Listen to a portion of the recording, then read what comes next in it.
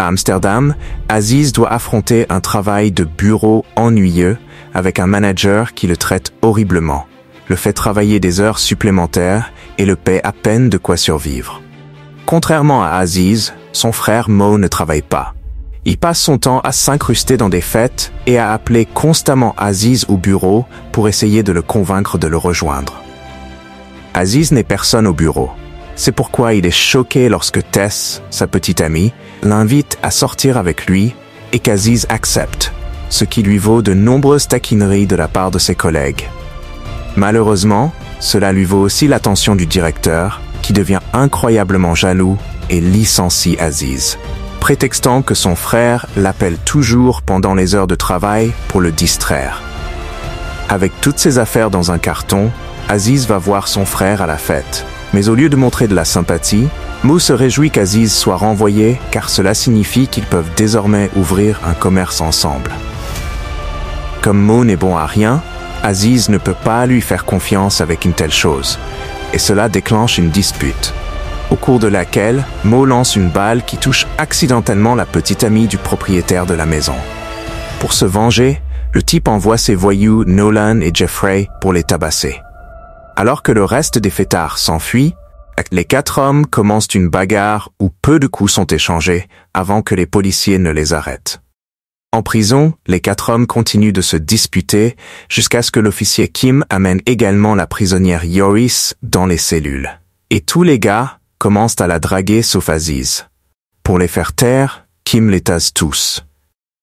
Plus tard, à la tombée de la nuit, Tess continue d'attendre Aziz au bureau, mais il ne se présente évidemment pas. Le directeur en profite pour faire des avances à Tess, mais elle refuse, le laissant frustré. À ce moment-là, une boule de feu terrifiante apparaît dans le ciel et le directeur regarde avec effroi cette chose s'écraser sur le bâtiment. Les gars en prison sentent le sol trembler et une alarme retentir, mais ils attribuent cela à un tremblement de terre et décident d'aller dormir. Le lendemain matin, Aziz se réveille le premier et découvre que les portes de la cellule sont ouvertes. Les hommes n'hésitent pas à s'échapper, et tandis que Mo recommence à se disputer avec Nolan et Jeffrey, Aziz et Yoris descendent le couloir pour enquêter, mais ne trouvent mystérieusement personne autour. Lorsque le groupe monte à l'étage, ils récupèrent leur téléphone dans le casier, et Aziz découvre qu'il a 15 messages de Tess, disant qu'elle est coincée au bureau et qu'il y a des monstres partout, donc elle a besoin d'aide. Aziz se rend alors compte que le commissariat est en désordre, et lorsqu'il sort avec les autres, il trouve la ville bouleversée par les zombies. En fait, une vieille dame zombie les poursuit immédiatement, mais Kim l'arrête et n'hésite pas à lui tirer dessus avant de ramener tous les gars à l'intérieur de la station. Puis, elle allume la télévision pour regarder le présentateur John expliquer ce qui s'est passé. Il s'avère qu'une sonde spatiale russe s'est écrasée dans l'immeuble de bureau d'Aziz et que les pièces qui sont tombées partout ont propagé un virus sous la forme d'une boue verte qui transforme les gens en zombies. La ville d'Amsterdam est hermétiquement fermée par l'armée et les survivants qui n'ont pas encore été infectés peuvent s'approcher de l'une des 3 zones sécurisées aux frontières de la ville. Alors qu'Aziz, inquiet, essaie d'appeler Tess sans succès, Nolan regarde autour de lui et trouve une boule de bowling dans laquelle il se coince accidentellement le doigt. Kim veut rester à l'intérieur de cette maison jusqu'à l'arrivée de l'armée pour sa propre sécurité. Mais à ce moment-là, quelques zombies parviennent à pénétrer à l'intérieur et le groupe n'a d'autre choix que de les combattre, en utilisant des objets de bureau aléatoires comme une agrafeuse, un clavier et un ventilateur. La boule de bowling de Nolan s'avère plutôt utile car elle lui permet d'écraser facilement la tête des zombies. Une fois hors de danger, le groupe monte dans une voiture de police et tente de s'enfuir. Mais comme la voiture continue de rouler sur les zombies, elle est bientôt recouverte de boue verte et il est trop dangereux de rester aussi exposé à celle-ci. Réfléchissant vite, Kim fait sortir tout le monde de la voiture et, tout en repoussant tous les zombies qui s'approchent, elle amène les hommes dans un magasin. Aziz en particulier doit être traîné car il continue d'être distrait par la vue de son immeuble de bureau avec la sonde au sommet. À l'intérieur du magasin, Aziz reçoit un appel de Tess, qui va bien, mais encore besoin d'aide pour s'échapper du bâtiment. Aziz promet de la sauver, mais quand il le dit aux autres, tout le monde le traite de fou et refuse de l'accompagner. Peu importe à quel point son discours sur le sauvetage des innocents est émouvant. Kim décide de tenter d'atteindre une zone sécurisée, mais avant de partir, le groupe récupère tout le matériel utile possible dans le magasin, notamment une deuxième boule de bowling pour Nolan. Mo envisage également de récupérer l'argent de la caisse enregistreuse. Mais Joris fait remarquer que ce n'est pas grand-chose et qu'ils peuvent s'arrêter à la banque pour laquelle ils travaillent plus tard. Ensuite, le groupe se rend à une station-service où ils commencent à chercher quelle voiture ils peuvent prendre. Aziz veut toujours partir seul pour sauver Tess, ce qui pousse Kim à le gifler à plusieurs reprises pour essayer de lui faire entendre raison. Jeffrey et Mo montent dans une limousine et trouvent le célèbre chanteur Ben Saunders à l'arrière, pour le tuer accidentellement lorsqu'un groupe de zombies arrive, et que les bruits du combat à l'extérieur effraient Mo au point qu'il tire involontairement avec son arbalète. Comme aucun d'entre eux ne sait comment démarrer une voiture, ils vont devoir penser à un autre plan pour continuer. Ils retournent dans la rue, se défendant du mieux qu'ils peuvent en utilisant le matériel qu'ils ont pris au magasin, mais ce n'est pas très efficace. Heureusement, Jeffrey se rend compte qu'ils sont près d'un garage appartenant à son ami Robin, qui travaille avec 2 autres mécaniciens, et ils sont autorisés à entrer sans problème. Maintenant qu'ils sont à nouveau en sécurité, Kim prend un moment pour s'excuser auprès d'Aziz de l'avoir frappé.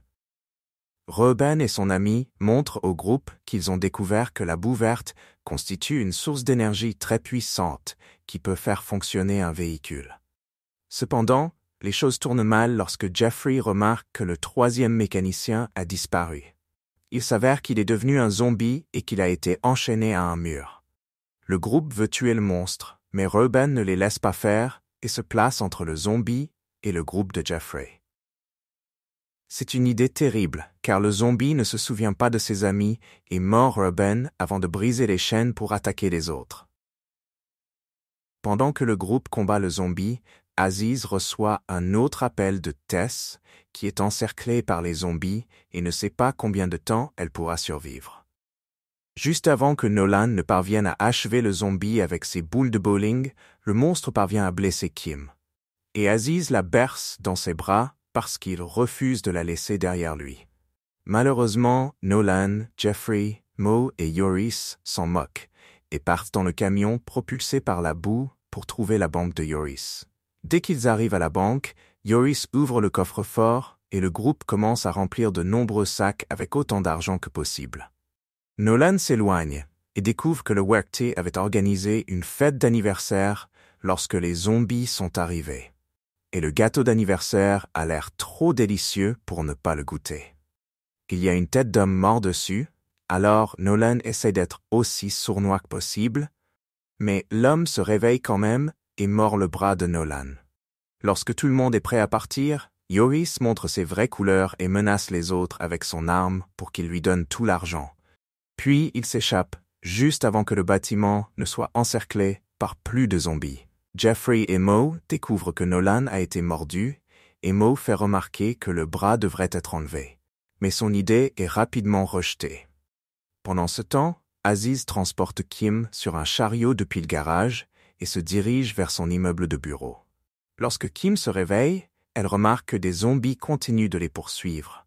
Alors elle les maintient à distance avec une masse. Alors qu'elle commence à se sentir mieux, elle abandonne le chariot et marche à côté d'Aziz, expliquant à quel point elle est impressionnée par le fait qu'il veuille tant sauver sa petite amie parce que son ex n'aurait jamais fait ça pour elle.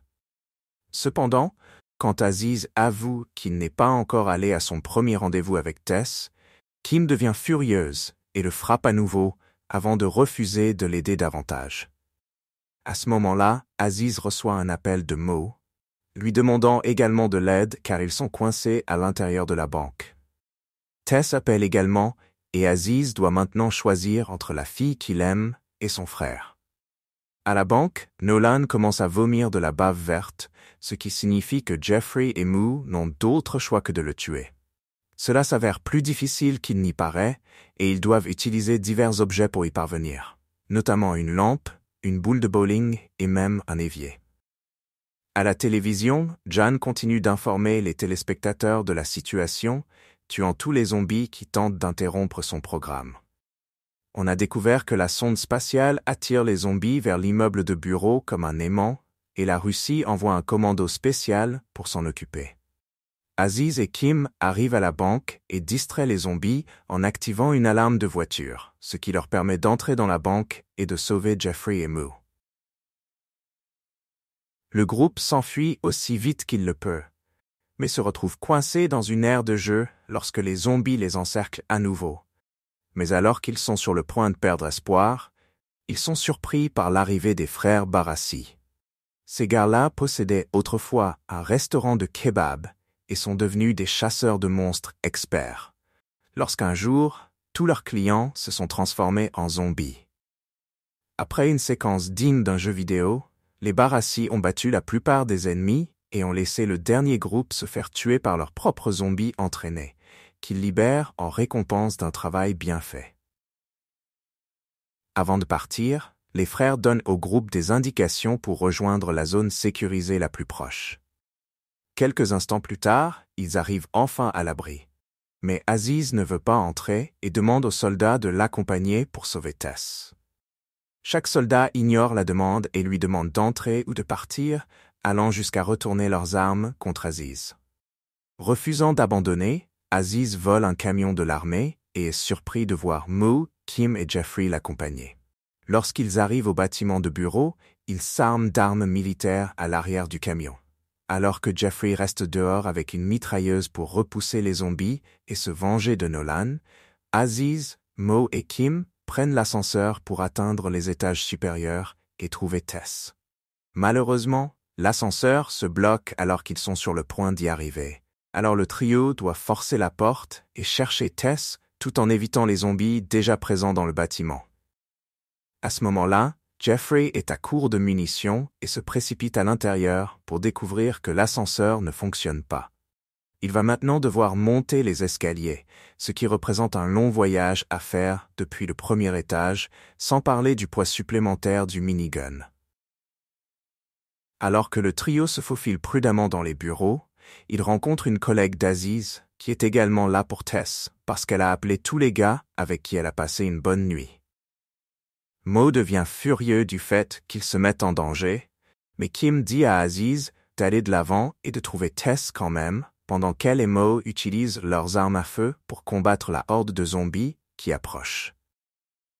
Une fois qu'il est suffisamment loin du combat, Aziz appelle Tess, seulement pour l'entendre dire qu'elle n'a plus besoin d'être sauvée parce qu'un autre collègue est arrivé en premier. Alors que Tess et le gars s'affairent à un bureau, le directeur arrive sous la forme d'un zombie et les attaque tous les deux. Quelques instants plus tard, Aziz parvient enfin à atteindre le toit, suivi de près par Mo, qui s'est séparé de Kim pendant la bagarre. Les zombies atteignent également le toit et les poursuivent. Alors les frères leur tirent dessus tout en se disputant, car Mo accuse Aziz de les avoir coincés là. Furieux, Aziz traite Mo de perdant qui détruit tout ce qu'il construit. Mais dès qu'il réalise à quel point il a blessé son frère, il s'excuse et il se réconcilie en se prenant dans les bras. Soudain, un hélicoptère dépose un homme sur le toit. Il s'agit du commando russe Andrej, qui semble courageux et fiable, mais qui se fait mordre par un zombie dès son atterrissage. Avant que l'infection ne lui prenne la raison, il exhorte les frères à l'aider à placer les explosifs qu'il a apportés partout dans la sonde. De cette façon, ils pourront faire exploser le bâtiment et tous les zombies qui l'accompagnent. Pendant ce temps, Kim tombe sur Tess, qui est apparemment effrayée et pleure. Cependant, tout cela n'est qu'un acte pour rapprocher Kim, puisqu'elle est aussi un zombie. Alors que les femmes commencent à se battre et que Jeffrey continue de monter les escaliers très lentement, Aziz et Mo finissent de poser les explosifs juste avant qu'Andrej ne se transforme en zombie. Les frères le combattent ensemble sans succès, et Andrej parvient à pousser Mo au sol pour le mordre. Aziz trouve une grenade que le soldat a laissée tomber et l'accroche à un crayon qu'il colle ensuite sur la tête d'Andrej. le tuant effectivement lorsqu'il explose. Comme Mo a été mordu, il décide de rester avec le détonateur et renvoie Aziz, lui donnant 10 minutes avant de faire exploser le bâtiment et lui disant d'aller chercher Kim au lieu de Tess, parce qu'elle est une bien meilleure personne. Alors qu'il rentre dans le bâtiment, Aziz tombe sur le gérant, sur lequel il tire rapidement avant de tourner au coin de la rue et de trouver Kim en train de tuer Tess d'un coup de pied à la tête.